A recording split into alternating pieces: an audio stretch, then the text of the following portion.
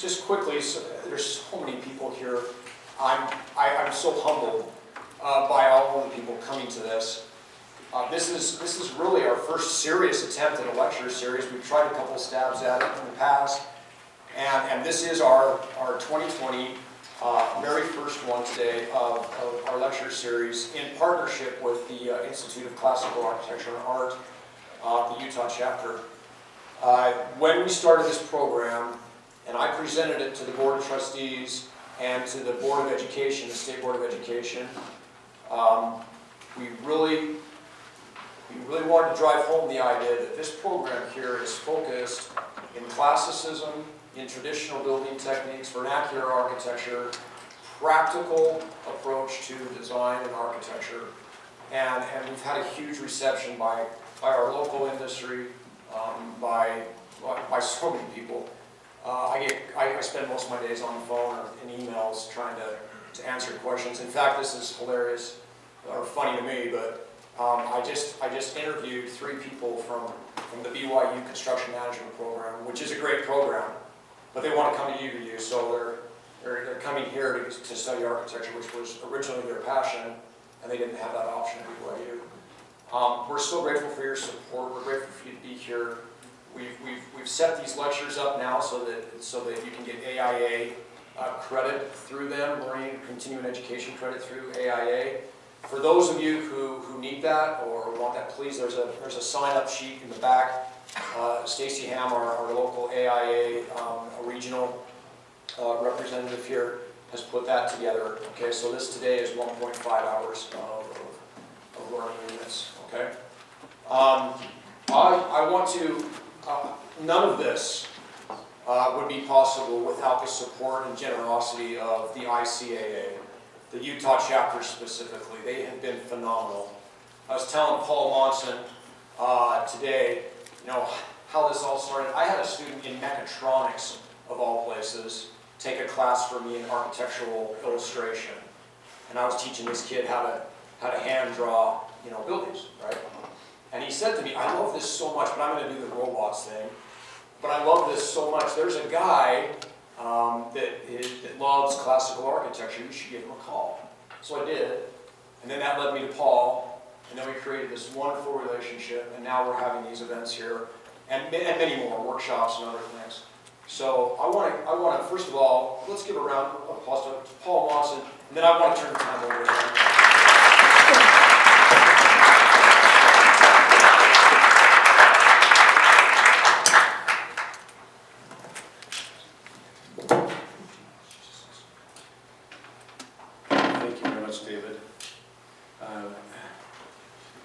Thank you for the warm welcome.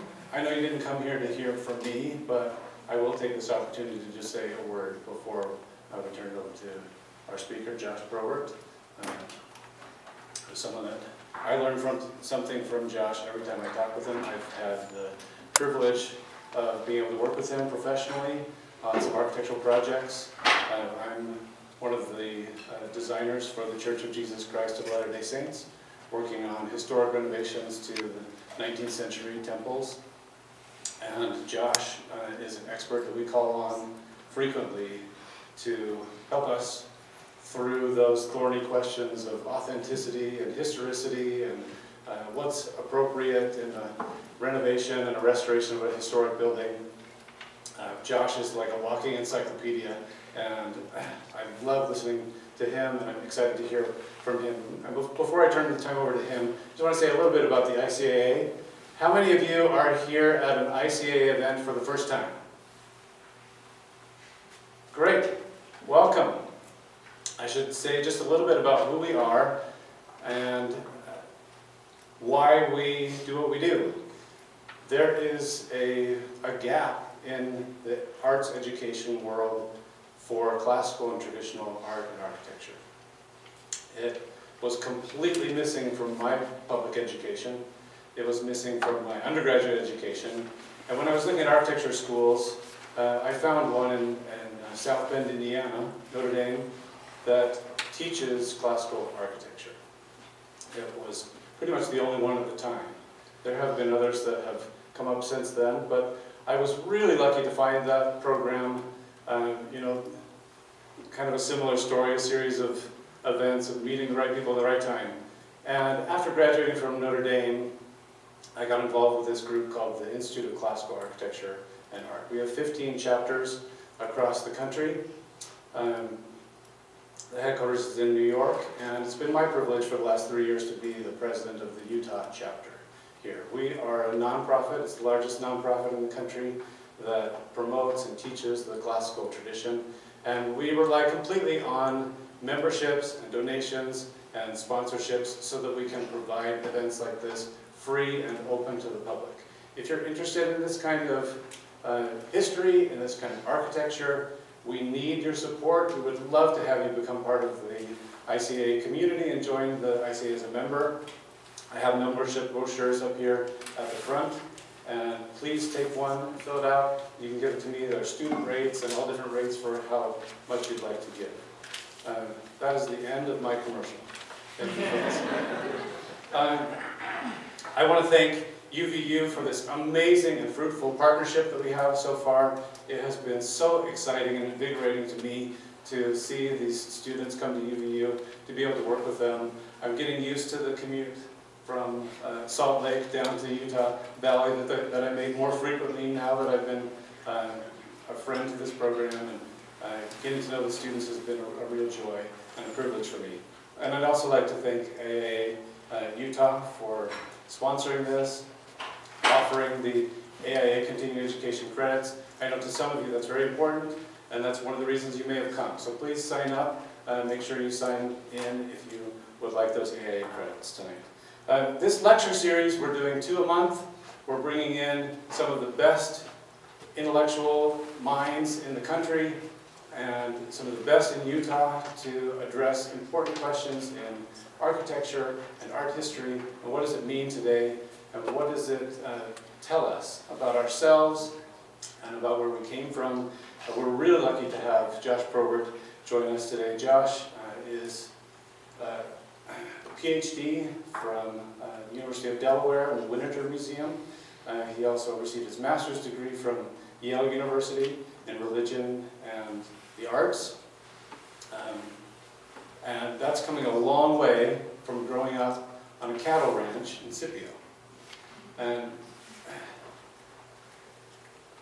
he has a unique combination of that down-to-earth, roots in this local Utah place, the particulars of Utah combined with a vast knowledge of history and the world. And let's give a warm UVU and ICA welcome to Josh Probert.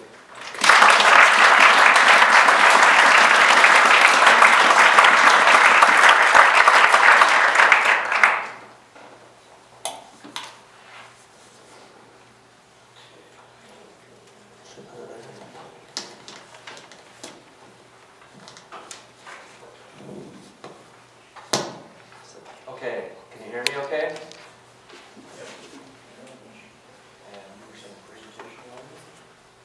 Yeah.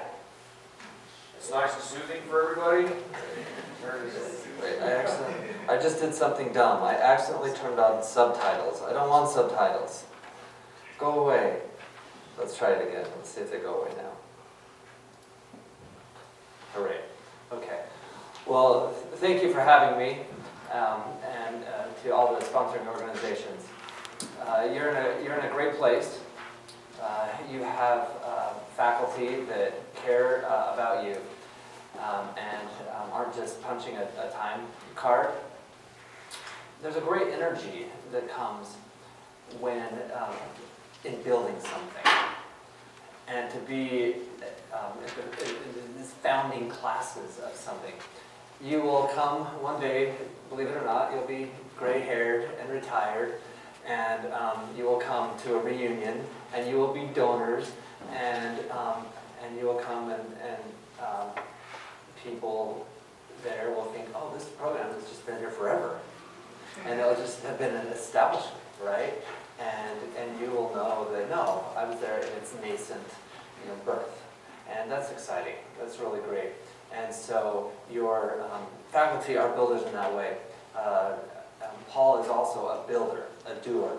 That there are talkers that talk about problems, and it's easy to talk about problems, but to do it is a whole other thing. It takes so much time and effort, and it's a lot easier to go home at night and sit on the couch and watch TV and complain about the world, or to tweet about it, right? But instead, Paul has taken it upon himself to imbue what scholars call cultural capital into a community. It's one of the real losses of modernity. If you want a book to read, it's called Bowling Alone, by a Columbia University historian that talks about this, loss of, bowling leagues is one of the examples, right? But so the ICAA not only is helping to reestablish concerns and practices, but it's also building community, building relationships and meaning.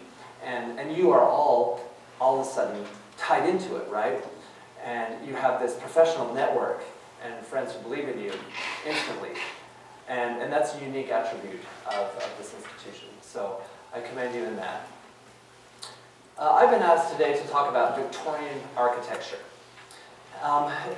And to help sort of disentangle some of the complexities of Victorian architecture. Now that statement assumes, there are complexities. If I say Victorian architecture, what are some of the adjectives that come to your minds? Victorian means Age of Victoria, ta-da. English, very classic English architecture. Classy English architecture. I'm just going to start. What do you think? Disneyland came to mind. Tell me more. I'm thinking Germany, Neuschwanstein Castle. I'm thinking Dumbo. I just thought it was one. First picture. Haunted Mansion is kind of sort of Second Empire. Okay. Well, it's like Main Street. Oh, okay. It has like, little ornaments.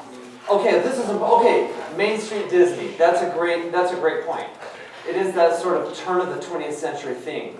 The same thing, there's a nostalgia that Disney is trying to recreate of its childhood, right? And the same thing, Henry Ford does the same thing at Greenfield Village in Michigan. Let's rebuild my hometown because my industry, it's a nostalgia for the past that he is destroying by introducing the automobile, right? And about how America should be, meanwhile, I'm making millions off destroying it. That's right. Okay, what else?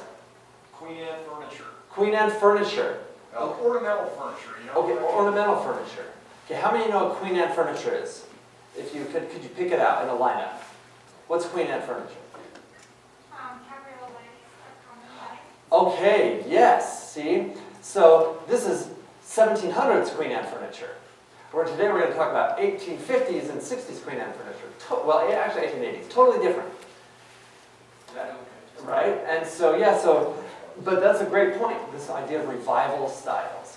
Yeah, please. My wife describes it, I think, very, very well, where she says it's like a wedding cake, but every single possible decoration style you could do on a wedding cake, you put on one wedding cake rather than dividing up among many. Great. That's what she calls Victorian architecture. Great. I actually really like it. Okay, so a wedding cake, that's just overdone gobbledygooky, right? So there was an immigrant architect, Mies van der Rohe, who once famously said that less is more. Well, for the Victorian period, more was more. And so there's that inverse about it. And when you have, if you've taken architectural history classes, design history classes, most often you have this sort of march of the styles. I'm just going to put some, highlights here, right?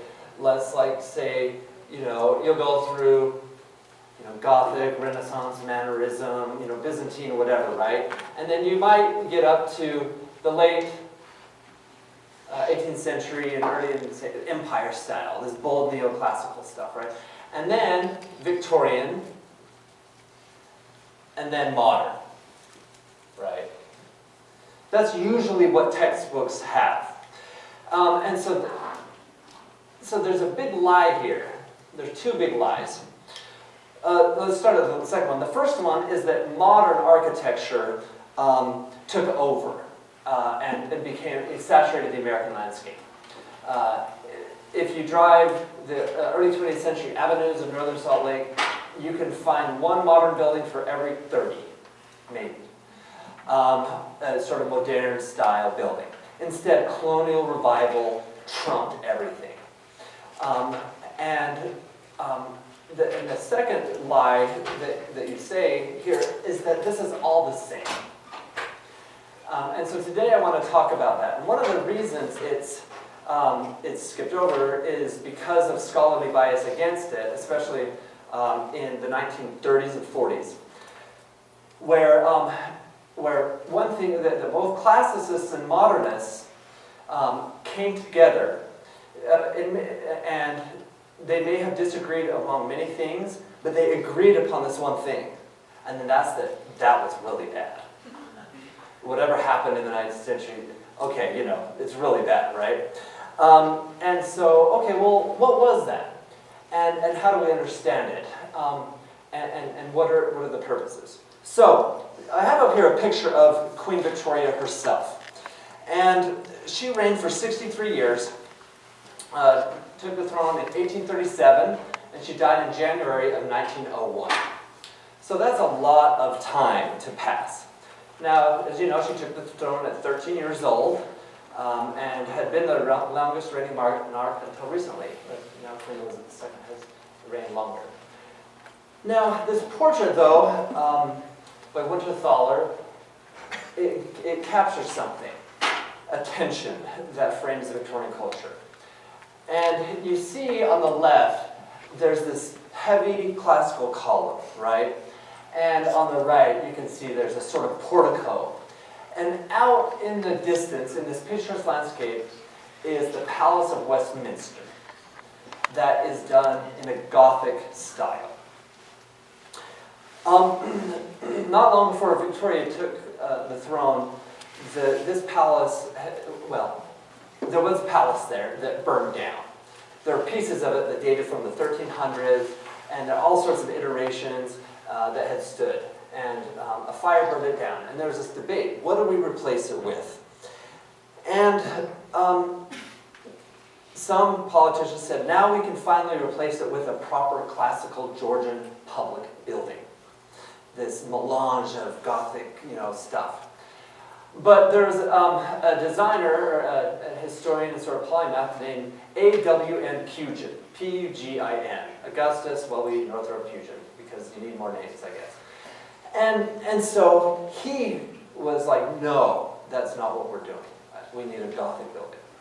And he got an architect named Charles Barry to do the drawings for him, and they lobbied, and through the fiat of the Prime Minister named Sir Robert Peel, convinced the powers that be, namely the Queen, and we are doing a Gothic building. Peel said that classicism was wholly inappropriate. And Augustus Pugin said it would be totally inappropriate to make a classical building. And so the question is why? And what is going on at this time? That after a long period of classicism, this is what they lobby for, and this is what wins. This is one of the facades of Westminster. Now, Pugin wasn't happy with it at the end.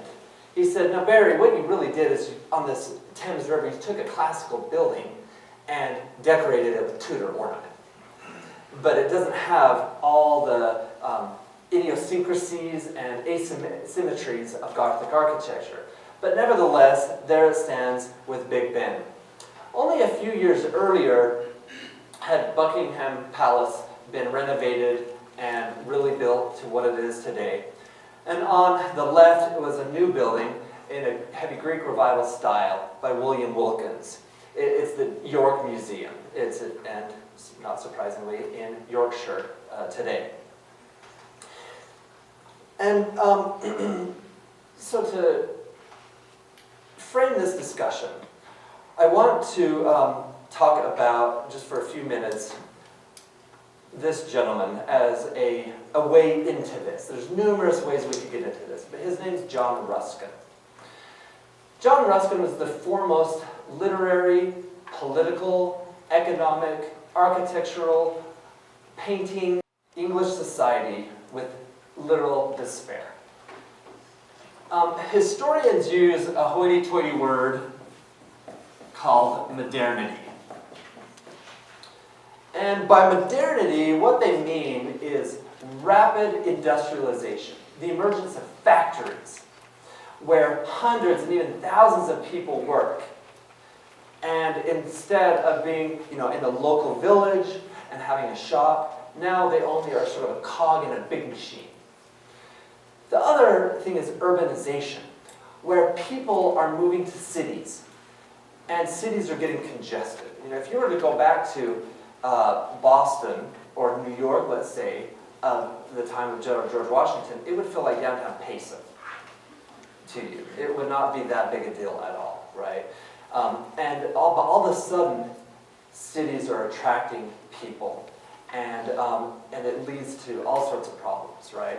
And the next thing is secularization, meaning the crisis or the lack of religious authority. With the advent of science,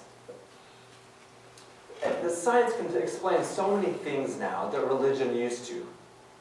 And in many ways more accurately, or they would say repeatable, right? They're falsifiable proposals. And for Christians in particular, as scholars start to examine the Bible, and they bring an academic to the lens, the Bible, all of a sudden the stories, and it doesn't hold up in the same way it used to for people. And so there's all these sort of different internal cosmoses crumbling around them. For people like Ruskin, they ask, okay, what do we do about this? Where can we look to? And they say we need to look to the past, and a particularly English past. And there, in the English medieval world, we will find the cures for what ails modernity today.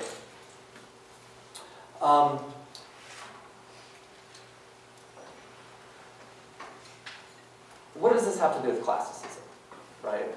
Why does that matter? So for these people, they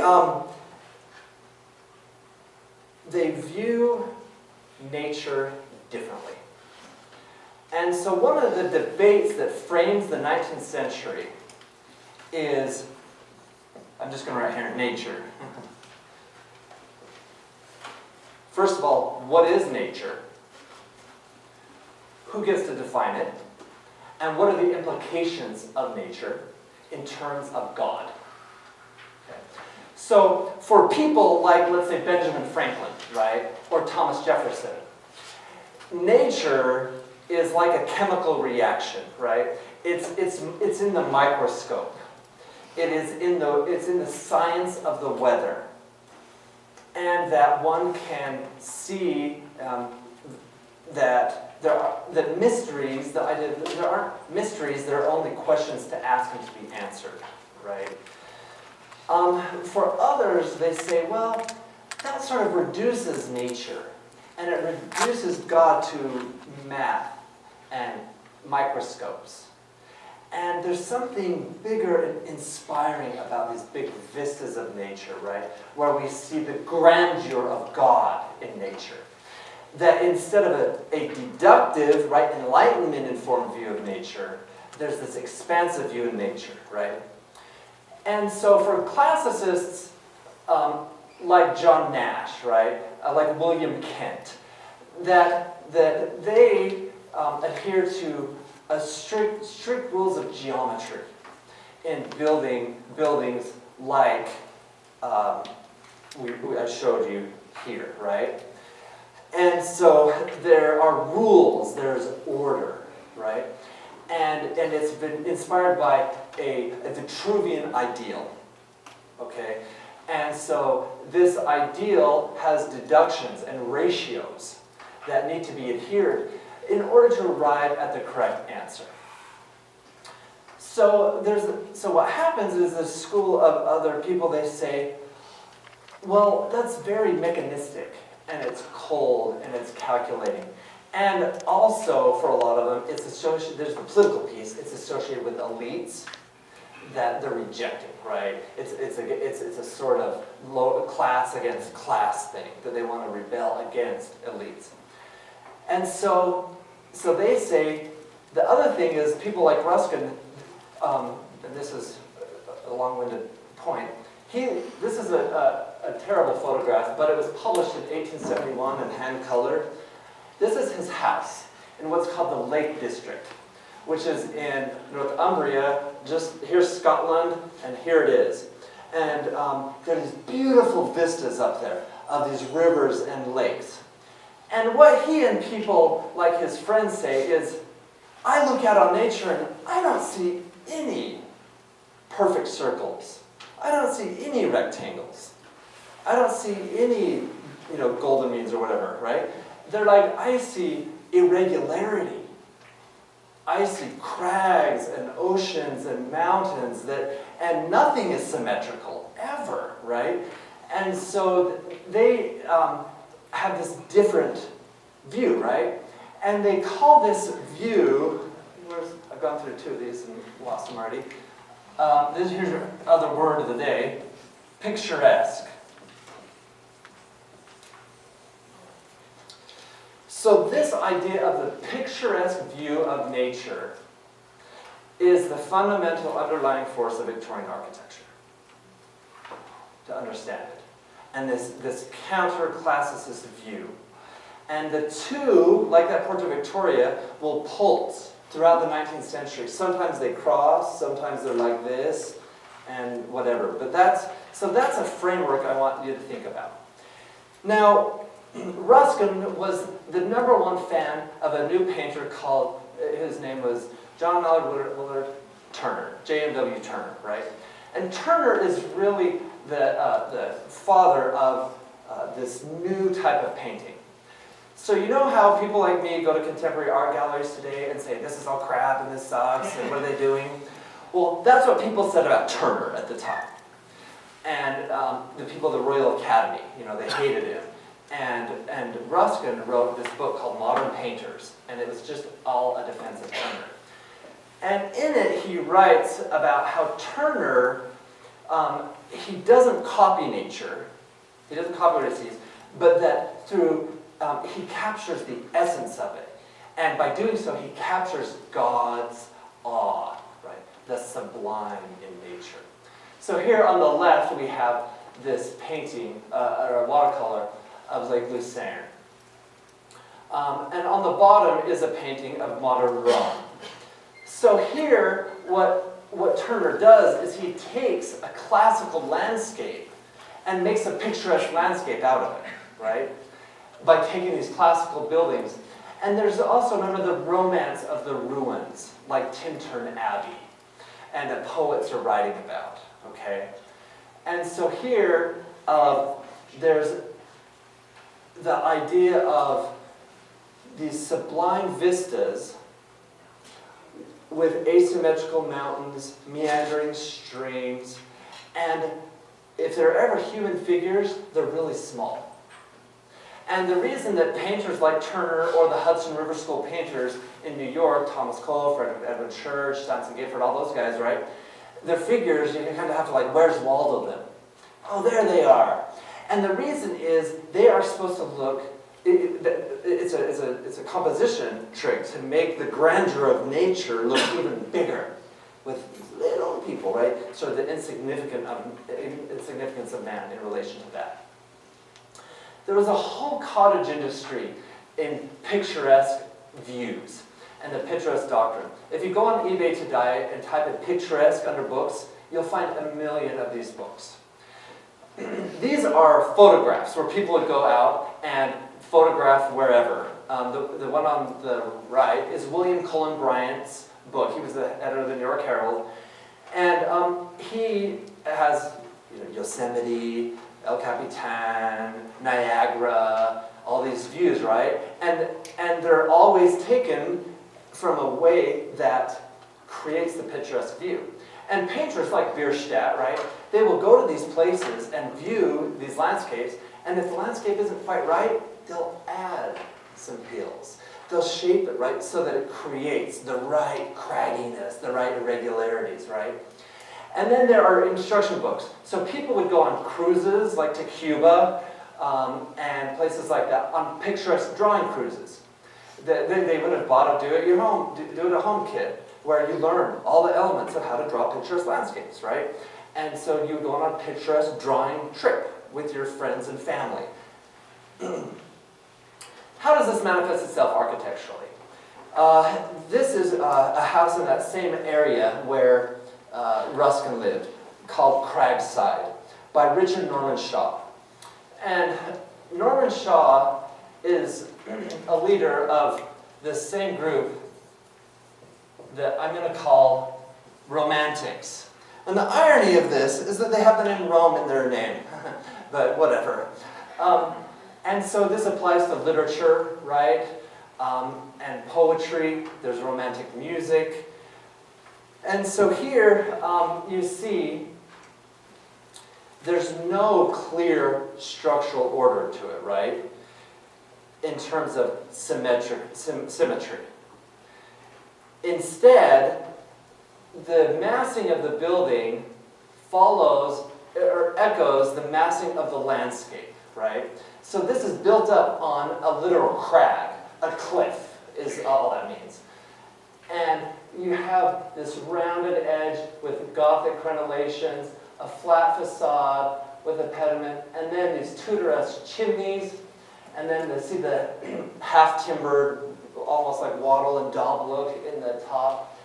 And it has this highly textural surface that undulates across the mass, right? And so this is really early, this building's later, but he is one of these people that starts it early.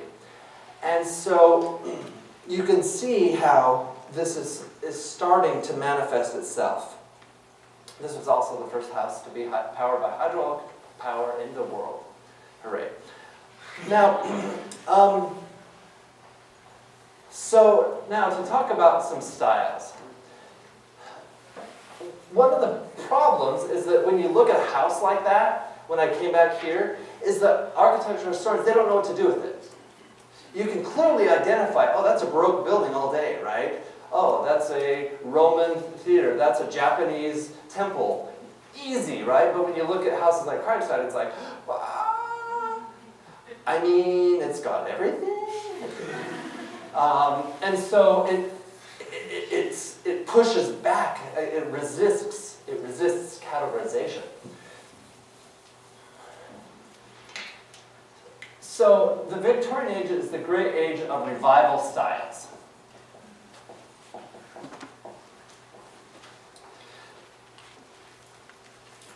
It's kind of hard to wrap our minds around today because you inhabit, and the students from the last 100 years have inhabited a world where practitioners of architecture and other applied arts worship at the altar of novelty. There's this cult of novelty. And it's what's new, what's better, right? And it's an ethic that's antithetical to tradition, right? And so tradition says, no, this is let's say at a Jewish Seder service, we do this every year. And this is how it's done. And it's been done for hundreds of years, right?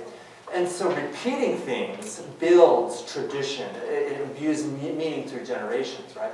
Novelty is the opposite of that, okay? And that's one of the costs of it. But back in this day, what they were doing, they were looking back to the past. And in many ways, like you saw that Greek revival building, right? That's a way of looking to the past and saying, we don't have to invent something new. There's this beautiful precedent to use, right? Or the Gothic, right? And this first style that I want to talk about is called Italianate. So, in terms of classicism, architects and designers look to Rome, they look to Venice, they look to all these areas, and they reintroduce some of the forms that they find there. They can do it real literally, or they can do it more loosely interpretively. So this is Osborne House, which was Prince Philip's pet project. While Queen Victoria is busy ruling the world and taking over India and Africa, she says, oh, you go do something, and so they go to the Isle of Wight, and he designs this house with an architect. The center bay, in the middle, it feels like a Georgian house. It's properly ordered, it's Neo-Palladian, but then he adds this Campanelli Tower looking thing, and then over here this jutting mass, right? And so all of a sudden, it's like, it's classical, but you can feel Palladio just going, like, what are you doing, you know? And so this sort of design has these flat, wide-hipped roofs, and you see it trickle down into vernacular, to use David's word from earlier, design in England and the United States. So here is a basic Italianate house that's from 1870, which is, this style's been going on for 20 years by this time. It's characterized by these heavy moldings, like eyebrows over the windows, the brackets that are holding up the eaves. And so there's a classical influence, right? But it's just sort of picturesque a little bit. Not a ton, it's not the crazy Gothic everything, right? But you can still see that the massing, the profile cascades back. And you have the introduction of the porch. And the porch becomes a character, it existed in especially Southern architecture, New Orleans plantations, the Caribbean and stuff like that. People in New England didn't have porches. And it becomes, in many ways, a uniquely American thing that an architect and landscape designer named Andrew Jackson Downing helped popularize, was the porch. So you can see often a London house made American by just slapping a porch on it. The other unique thing here, it feels a bit planted on today, are these roundels that are between each set of brackets, right? Or they would have called them bosses also. Some of them are just simple spheres, and some of them have a neoclassical, like acanthus detailing to them in the way that they are designed. The second style that kind of grows out of this interplay is, well, okay, tell me, don't use the black one anymore. You can? I can. I can Not see. anymore, but before. Okay, yeah, it died. We're going to call it Second Empire or a French Renaissance style.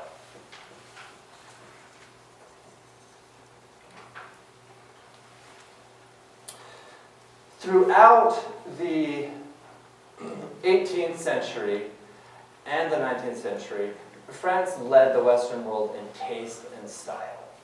You know, there's a reason that St. Petersburg looks like Paris, and that the Bolshoi and the Kirov ballets are the best in the world, because Peter the Great and then Catherine and all the cousins, they said, we need to make our court like France, and then we need to do it better than them, right?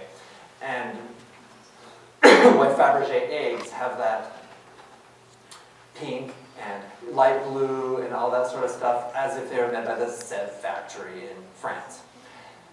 Now, the French Renaissance was characterized, they had these wide hip, roofs designed by an architect by the last name of Mansart, Francois Mansart.